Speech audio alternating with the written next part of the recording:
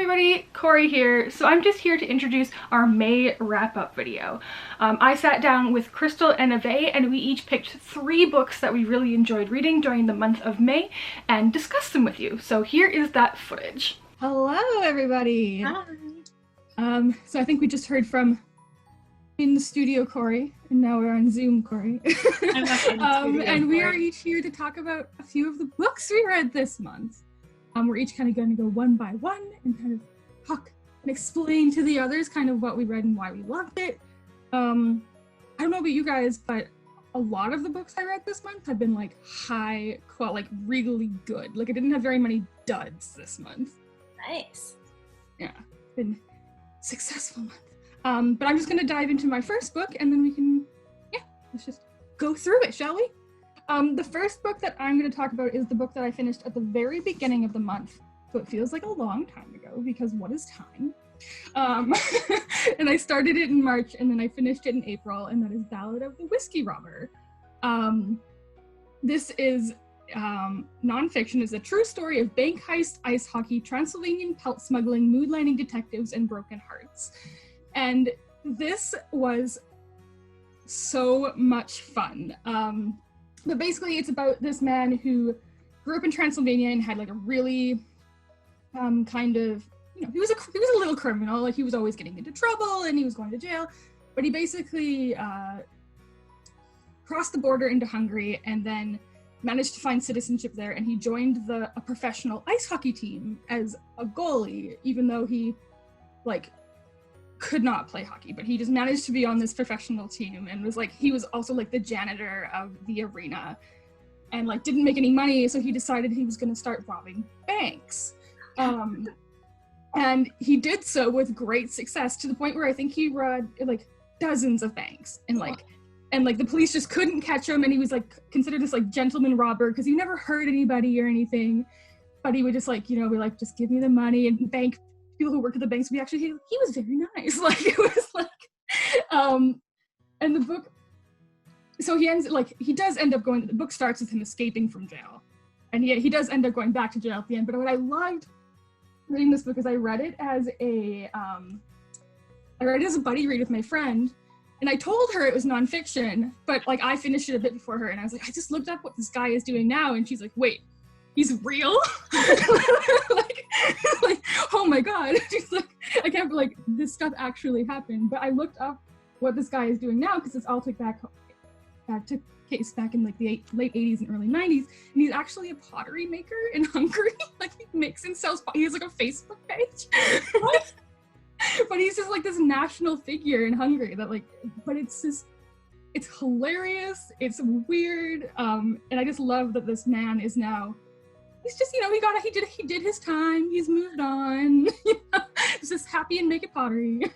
I have a question. Yeah, how do you like rob a bank in a gentleman fashion? Like how? Because this is taking place right after the Cold War.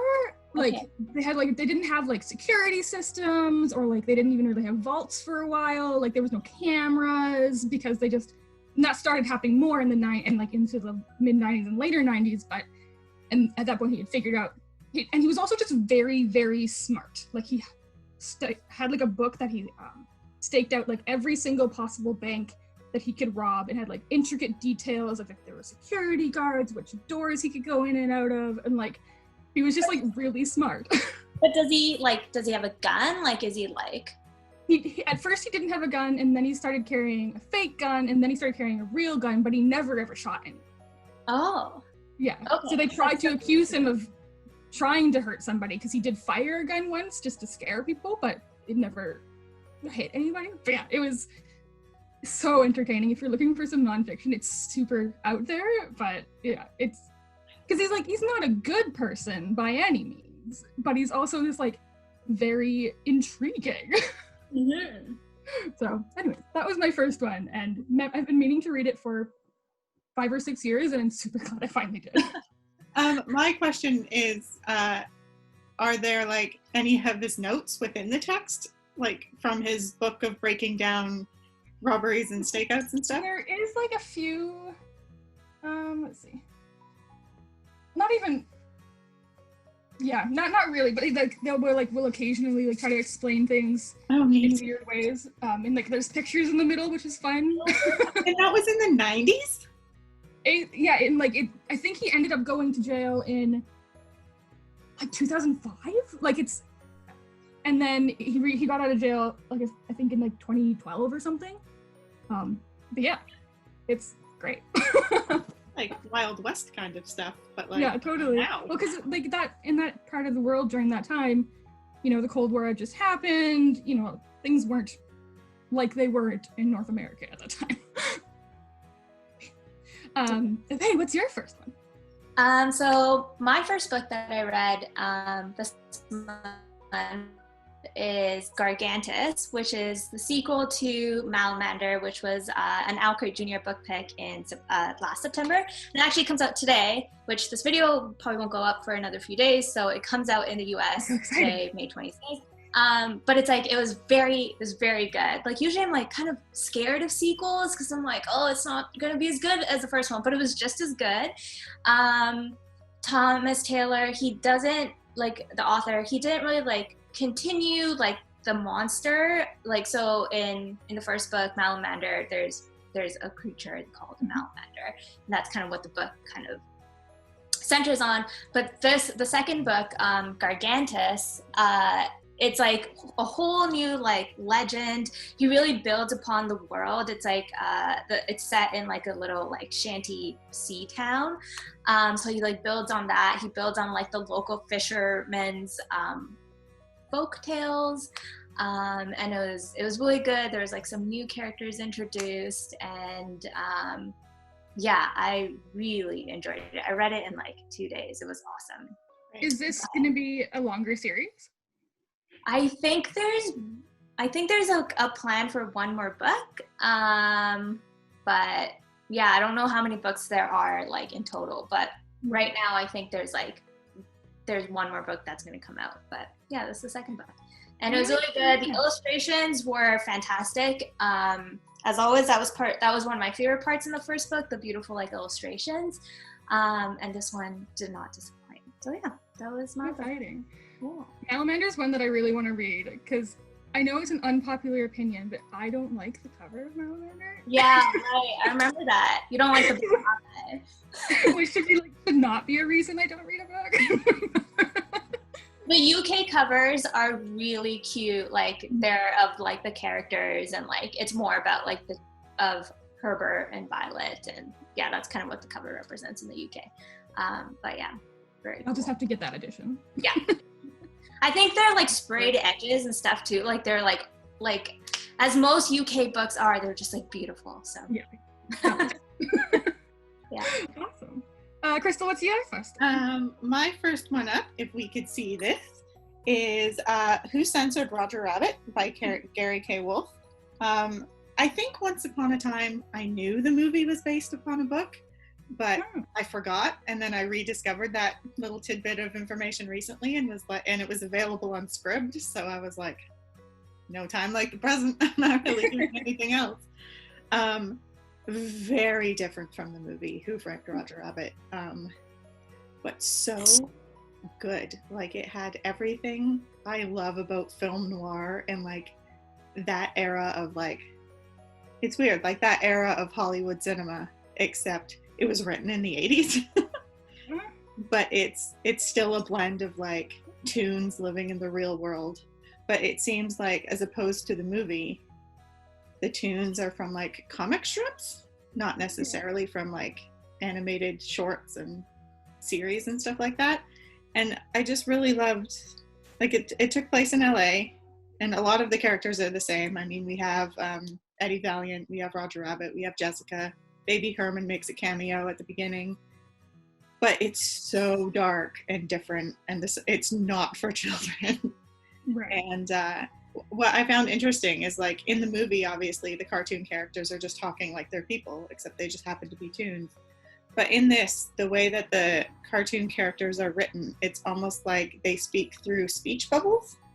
Like they talk about how like, oh, he was mumbling so quickly I could barely read it, or he was whispering so quietly, or his thought bubble was just so big it just like raised to the ceiling and then it popped. Like it was And it made me wonder, like, do they have voices or are they just read? Like, I couldn't decide on like which aspect of communication those characters would have, but it was really, really enjoyable. And it's the book was written in the 80s and then the movie was made.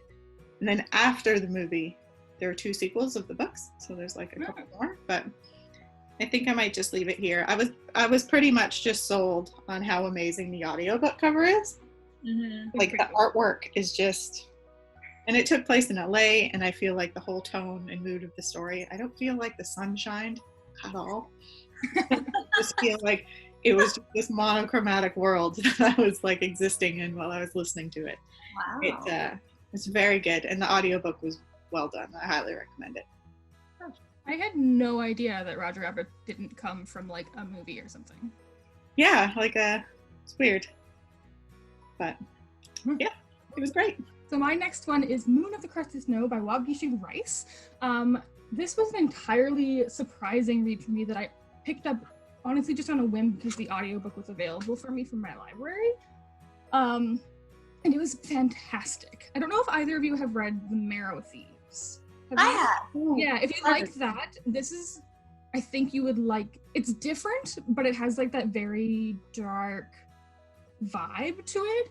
But basically this is set in an Anishinaabe community in the north, and one day their power completely goes out, like they lose all cable, no telephones, you know, they just don't have any power, and they're like, oh, this happens in reservations sometimes, hopefully it'll come back soon. You know, they have some generators and stuff. And this lasts for a while, and they don't hear anything from the outside. They're quite secluded, and then one day a man shows up, and it turns out everywhere has lost communication. So it's not just this, and it's snowy, so they're following tracks to up to the community. So this outside, this white man shows up, and he kind of like claims the community, like he like forces himself onto this community, and like, I'm staying, you have to let me stay. He's not a nice man. He kind of starts playing with people's emotions, and it's very dark and very gruesome, but it is just the story of a community and what happens when things start falling apart, like when people start dying, like what do you do with them, like you can't bury them, but it's also exploring their Anishinaabe culture, and it was just fantastic. It is like, it's an adult book for sure, and it's like very, very eerie and creepy, but I thought it was just so well done, and I had never heard of it before, and I think more people need to read it. But yeah, it's really good. Question. Forgive my uneducatedness. What area of Canada or North America is that community? They do mention Gibbons? Where's Gibbons? Ontario? I don't know. Isn't there a Gibbons, BC as well? Oh, Gibson.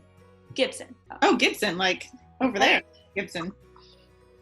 Yeah, okay, so I think it is BC, because they mentioned Gibson is the town to the south. Oh, cool. Yeah. That makes sense. Neat. But yeah, it's very harsh. It's a really quick read, obviously. It's only 220 pages long, but it's definitely one. And you listen to the audiobook? Mm-hmm. Nice. So it's only like a 6-hour audiobook or something. It's not very long. Mm-hmm. I'll have to pick that up. I love like reading about like Indigenous communities and stuff. Yeah. And I've heard of this book too. A friend of mine was telling me about it. So that sounds good. Yeah, I'll listen to the audiobook. Yeah, my library had it just available, so. But yeah, it was great. When I was reading it, I was like, I think they would like this. But it is like very dark. Yeah. I love that of the OwlCrate crew, the 3 of us are like team audiobook. I don't think I'd be doing like any reading right now if it wasn't for audiobooks. I think the only time I read physically is when we do readings. Okay, what's your next one? Okay, my book is The Thief by Megan Whalen Turner. Oh, I love it. So why did I pick this book up? Because, a family, a relative of mine was like, you have to read this book. And they've been bugging me for years about it. So I finally picked it up, but I literally could not have read this book if it wasn't for the audiobook, because I thought So I know a lot of people love this book, and it's like won a Newbery Honor Prize and stuff. But I, for some reason, just like every time I read it, like I just got, like I thought the writing was kind of like very slow and heavy. But the audiobook was great. Like I was like, oh, this is a fun audiobook. But I thought like the first like 2/3 of this book was very slow. And a lot of people like this book because there's like it's a fantastic twist ending. But I was like, I don't know if it's worth it for me to read this whole thing for the twist ending. I don't know. And then I discussed it with other people and read a bunch of Goodreads reviews, and they're like, just get through the first book, the second book, and the third book are fantastic. And I'm still not sure if it's worth reading a book that's like very slow and kind of dry for the second and third book. I don't know. I'm very confused. But by the end of it, I did kind of like connect to the characters, and I don't know, like I felt like I went on a long journey with them that I might go and pick up the second and third book because I am interested. So I have very like mixed, complicated emotions about this book, but I didn't even tell you guys what this book is about. But it is about this this kid. He's not a kid, he's like a teenager, maybe like he's like a teenager, I think. And he's known as a thief. Like that's what he's like trained to do. He's a good thief. And there's like 3 kingdoms in this world, and he's part of one kingdom, and he gets kind of like, it starts off with him in jail, and like the king's kind of like right-hand man, the magus, he comes and recruits the thief and is like, I need you to come with me, go on this journey and steal something for me. And he doesn't tell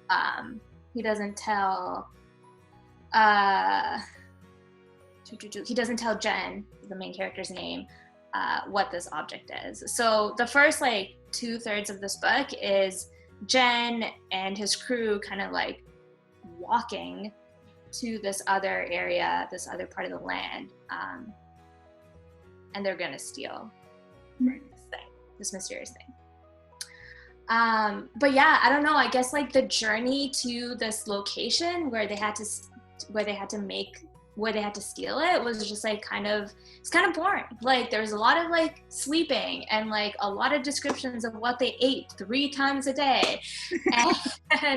But then at the end you realize like a lot of these like little things were really significant, but I was like, But thank goodness for the audiobook. If you want to give it a try, which I suggest you do, I definitely recommend the audiobook because it's I'm gonna go away for 1 second, come back. Okay.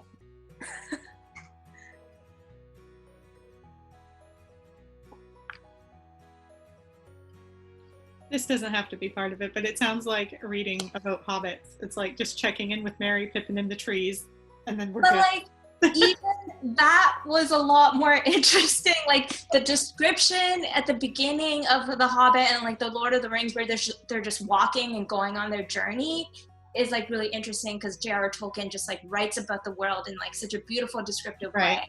But with this, it was just like, also like Jen is like starts off as like a very unlikable character. So I guess I just didn't really, I don't know, like Jen that much either. So I didn't really care. But yeah. Hey. So when you first held out the book, I was like, oh, I know that author. I was like, wait, I've read that book. My cover's very different than yours. I've actually been seeing a lot of like this book like being republished with different covers, and I think it's like coming up to like a 25th anniversary or something like that.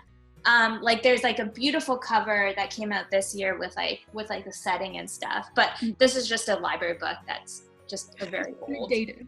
But I kind of have the same feeling as you. I read this, I think, last year. Like it hasn't been that long, and I could tell you nothing. But I haven't read the other ones. But I think I had a similar feeling where I was like, But a lot of people really like the series, and a lot of people are like, the second book and the third book are so good, so it's like worth it to get through the first book. Maybe we should buddy read the second one. Yeah, maybe. I could probably honestly listen to the audiobook. It's all on Scribd, so because I don't know if I did. Good to know. Yeah. But yeah, that was my book. Awesome. What's yours, Crystal? My next one up, I think during quarantine, audiobooks and ebooks are just the only way to do anything. Like I would go to the library, but I can't. So another audiobook that I listened to is Blowing the Bloody Doors Off by Michael Caine. Blowing the Bloody Doors Off and Other Lessons in Life. So it's a bit of a memoir about, you know, his time as an actor. And the great thing is the audiobook is read by him. So it's like 7 hours of just listening to Michael Caine, which beautiful. But it's funny, I, like you, Corey, I don't know about U of A, I'm generally a fast talker, so I listen to audiobooks a little faster, but with Michael Caine, it was like 1.2 speed. Any higher, and I'm like, I have no idea what that means. Because he talks fast in his like Cockney British accent, and it's, yeah. So that was one where I pretty much listened to the full, like, at regular speed kind of thing. Get the atmosphere from it, too. Yeah, and his voice is just so great. And I listened to it a day I spent outside gardening and sanding, and I was like, what a great day. But he kind of talks about his career, obviously, and I did feel it was a little bit name droppy.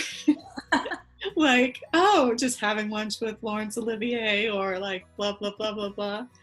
But he's an 85-year-old actor who's been in the business since he's a young man, so like of course he, like, you know, hung out with John Wayne when he was in Hollywood and like did all these amazing things. But it was amazing to see like how he got his start as a young actor, and he wasn't really that successful until he got in the movie Zulu, which is really famous, which I haven't seen, but that kind of kicked off his career. And then he does a lot of stuff on stage, and it was just like his life lessons were really good, and his anecdotes were humorous and like interesting to listen to.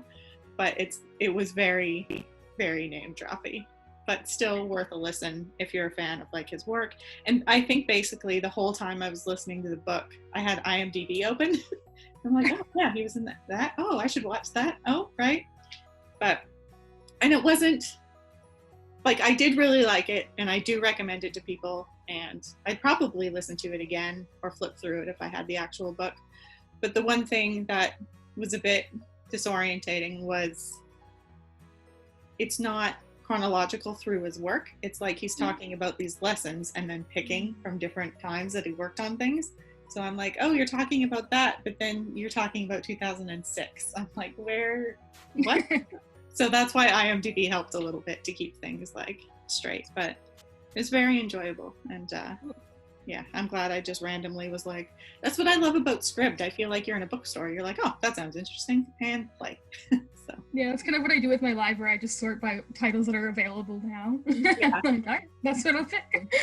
But I feel like it's hard to write a celebrity memoir, especially one that's from an 85-year-old man that's not at least a little bit name droppy. Right. Well, it's interesting too, because he talked about how he did retire, and then I find so many older actors these days, they are retiring, but then they're offered these great roles that are perfect for them as old men. It's like, you know, he talks in one chapter about how suddenly he was reading this script and he's like, I don't really think I'm right for this character. He's like, oh, you're not reading for the young guy, you're reading for the dad. And he's like, oh. And that was kind of about the time he retired. He didn't really feel like there was a lot of roles for him as an old man, but then Christopher Nolan was like, I would like you to play Alfred in my Batman movies. And then he just, that kind of re-kickstarted stuff, and now he's just been doing things ever since. So yeah, super interesting, highly enjoyable. Ticked the nonfiction box. I think this is my first nonfiction book of the year. I love reading nonfiction once in a while. Yeah. Okay, so my last one was one of my most anticipated books of the year. It's The City We Became by N.K. Jemisin, and I'm so happy to say it did not let me down. This is a granted weird story. It is, if you didn't know, it's about New York, which has become personified. So each borough of the city is a different person, and they call it the city as being born. So it's kind of like all the great cities of the world. This happens to all like the major cities in the world that have like a history. And so at the beginning of the book, we meet Manny, who is Manhattan. And he is coming from out of state, and all of a sudden he just kind of forgets who he is, why he's there, and he just all of a sudden he's like, oh, I'm Manhattan. And and every major city in the world that this has happened to, each part of it has its own person, and then the city as a whole also has one person. So New York is also one person as a whole. So this is told in the point of view of every single borough in New York. And Staten Island is seen as like kind of the, the not welcome child. Like Staten Island has a weird relationship with New York. Some people don't consider it part of New York, and so Staten Island is like this weird, comes from like a racist family, and like just not part of this group, because the other boroughs end up meeting up and trying to find New York. But it was great. Very weird, but it's also like has so many like great discussions about like gentrification and race issues in the city. And I think as someone who's not particularly familiar with New York, but I have been there a few times, that made me appreciate it even more. If I think you were really familiar with the city, I think this would be like amazing. Like I loved it, 5 stars, but I think because I haven't even been to all the boroughs in New York, so I don't, all I know is what pop culture has told me. But I loved it. It was a quick read, and it was fun and snarky, and yeah, it was great. I really loved it. And like other cities, so Buenos Aires comes into the story to like help the city be born, and like it's great. It's great. I recommend it. I'm gonna check it out. That sounds really fun. Yeah. I've been really wanting to get into N.K. Jemisin. I've like heard about her for so long, and I've been wanting to read her books. Is there any that you would recommend to start off with? Like, would it be this book or? I wouldn't start with this book because it's the first book in a series, and it's the only one. But I would say the 5th season by N.K. Jemisin, because it's a part of a trilogy, and it is, I grant you, when you start it, some points of views are told in second person, which is jarring. But once you get through the story, you find out why that is, and it's genuinely one of the most cleverly written books I have ever read. Okay. Again, much more fantastical than this one. It's not set in any world like ours. There's kind of a sci-fi twist to it, but it's also the most diverse and inclusive fantasy I've ever read, and her writing's just impeccable. But yeah, I would start with the 5th season. Okay. That trilogy's done, and once you read the first book, you're like, what? I need more of this. She's just one of the best writers that I'm currently reading, for sure. Cool. Nice. What's your next one, Emily? Okay, my next one is a nonfiction book, and it is called The Sixth Extinction, an Unnatural History. So as the title suggests, it's all about extinction and how so there have been 5 mass extinctions in the history of the earth. And Elizabeth Kolbert, the author, kind of suggests, and a lot of scientists suggest, that we are going through a 6th mass extinction, and it's because of humans and climate change. And so that's what this book was about. It's depressing, it's sad. She doesn't give solutions at the end, but that wasn't what she was intending to do. She was intending to just inform and lay out all the facts and lay out all the research out there. My favorite part of this book actually was kind of like the first few chapters, because it wasn't really about like the present day extinction crisis. It was more about like the term extinction and how the idea of extinction even came to be, because I just kind of assumed that like extinction is just a thing that everyone accepted all the time, like animals die out, like species die out and they don't come back. But it wasn't an idea that was normal and natural like till very recently. It was kind of like people didn't it's kind of like evolution, where like people didn't like agree with it, or like people didn't know much about it. And so like I thought like how that idea came to be in natural history was, and in like biology and stuff, was like really interesting. So yeah, and I really liked how the book was structured. Like every chapter dealt with like a different like species, whether it was like a plant or an animal. And using that example of like, for example, the like there's one about the frogs. I think they're called the golden frogs. Yeah, the Panamanian golden frogs. Using that example of like those species going extinct, and then like kind of expanding on that, and kind of elaborating on like an aspect of extinction and extinction ideas. So that was really cool. Like I like took so many notes. I like really loved, I got like really into this book. Like every time I read a chapter, I would read a chapter like once every few days because there was a lot to unpack. So I'd read a chapter and I'd be like, I need to like tell someone all this information that I just learned. It was so cool.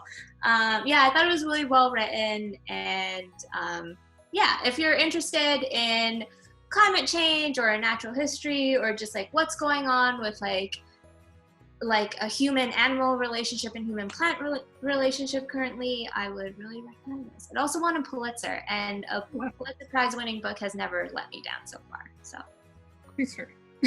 Oh, is that your book? You've got notes in it and stuff? You live in my neighborhood. Can I borrow that? It sounds super interesting to read, and up my alley about things that I like. Yeah. Cool. We'll talk later. Yeah. So, I've discovered, as I've mentioned in maybe a couple of videos before, and as we all know, I'm trying to read more plays. And I think last year, trying to do this, I struggled because I read these plays that I thought I should be reading, but they were all like heavy and existential and like whatever. I want to read stories about people. So last week I had a 2-day cultural experience, and I read Cyrano de Bergerac by Edmond Rostand, and I loved it. It was so good. And as I tend to read plays, I read and listen at the same time, and I found this LA Theater Works audio production, which Jason Ritter is in. So if anybody is familiar with Gravity Falls, I basically just heard Dipper the whole time. That's awesome. It was really interesting. But the interesting part was like, because it's a French play, the translations were completely different. So I couldn't listen and read at the same time because they were completely different pieces of work. So I ended up reading one act, listening to one, and kind of comparing both, which was super interesting. I don't know who did the translation of the book I read, but it was like the Dover Thrift Edition.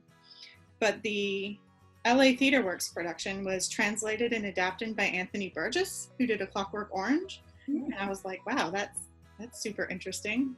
And I don't know, I just don't know why I found that so interesting, because I see A Clockwork Orange as just like weird piece of fiction, that to read something that like wasn't weird, it was just based on something else. It was really enjoyable. I highly, highly recommend listening to the audiobook.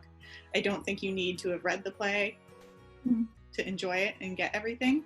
But for anyone who doesn't know, Cyrano de Bergerac is the character with the really big nose in the play. So he's really good with his words. It's a very like lyrical book, and words are like weapons, and he's super smart. So but everybody is afraid of him because if you mention his nose, he will like pummel you to the ground and kick your ass. So he's in love with Roxanne, and he meets this young soldier named Christian, and Christian is just completely obsessed with Roxanne, and Roxanne is in love with him, but Christian can't speak to people or a woman to save his life. So Cyrano writes letters for him, and he's hiding in the bushes, feeding him lines when he's speaking to Roxanne, and it's just very, very funny, and there's some like laugh out loud enjoyable, and I was a huge fan. So after a day of reading and listening, the next evening I had a virtual movie night with my friend, and we watched Roxanne with Steve Martin, which is based off of this play. So it was really interesting to compare 3 different pieces of work on one thing. But I'm glad. I don't even know why I randomly chose this play to read. I think I saw it in a bookstore when we were somewhere recently. Texas. Whenever we were in Texas, we were in a bookstore, and I saw it on the shelves of like Books A Million, and I'm like, oh yeah, that's a thing. So yeah, I dove into culture for a couple days, and it was super enjoyable. I feel like you just like recreated an English class for yourself. Like that sounds like something like I had to do like read a play, listen to it, and then watch like a different adaptation. Like that's that's cool. Yeah. Yeah, it was super cool, and it's something that I've been looking into online classes because I'd love to take a Shakespeare class, but I will have to keep looking because I don't know. I just like learning and comparing. But oddly enough, I'm doing the same thing this week, and I'm currently halfway through reading Amadeus, which I didn't realize was a play before it was a movie. So, yes, I'm reading Amadeus right now. The LA Theatre Works, who did this production, they've also done an Amadeus production with James Callis, who is a famous British actor. You've seen him in everything, but every time I say his name, people are like, who? But you know who he is, look him up. So I'm really looking forward to listening to that, and then I'm going to rewatch the movie from 84? Is that when Amadeus was made? Anyways, yeah, I'm going to rewatch the movie too and do another little comparison. Nice. And then I'm going to find something else because it's just so fun. Yeah. I was talking to Crystal earlier this week because she mentioned she was going to watch Roxanne, and I was like, I only know what that is because it was filmed in Nelson. Which is close to where I grew up, and in Nelson there's a big like huge mural of the movie, like basically just like on the side of a huge building. And I've never seen it, but I've seen Steve Martin with that big nose a lot. It was really funny. Like at first I was like, am I gonna recognize, like, because you know how Hollywood makes Canada towns look like anywhere. That's what we're kind of famous for. But Nelson has not changed since the 80s. It is clearly recognizable, and they aren't hiding the fact that it's Nelson. Nelson is on their like firefighter uniforms. They refer to like the little how to welcome new people to Nelson. They have like these little traditions or whatever. Yeah, it's just Nelson, Nelson, Nelson, but they all have American flags on like everything. It's like, guys, just be Canadian, would you? So yeah. And for those watching, Nelson is a small, considered hippie town here in British Columbia. That is very lovely. I didn't know it was considered a hippie town. Oh. No, it's full of hippies. That's awesome. It's great though. Yeah. Awesome. Well, Well, I had a good reading month. It was hard to choose just 3 things to talk about, but man. yeah. Still trucking through War and Peace, so I'm going to finish that before the end of the Good month. for you, Corey. That's an achievement. I updated my progress on Goodreads yesterday because I'm 800 pages in and I'm 63% done. I was talking to the Pulp Fiction guy, and he was like, yeah, like we've never gotten more orders for War and Peace since like quarantine started, because everyone's like, we want to finally have time to read this huge book. So Might as well. yeah. Cool. All right, well, that was our May wrap up. some good books we read in May. And I think we're going to throw it back to in studio Corey, wherever I am, and we'll close out the video. But thanks for joining me, guys. That was great. Mm-hmm. See you soon. We'll see everyone later. Bye. Alright, so that was just some of the books we really enjoyed reading during the month of May. Let us know some books that you enjoyed this month in the comments down below. We of course would love to hear from you. And if you like this video, please give it a thumbs up and subscribe for more. Happy reading, and thanks for being awesome. Bye!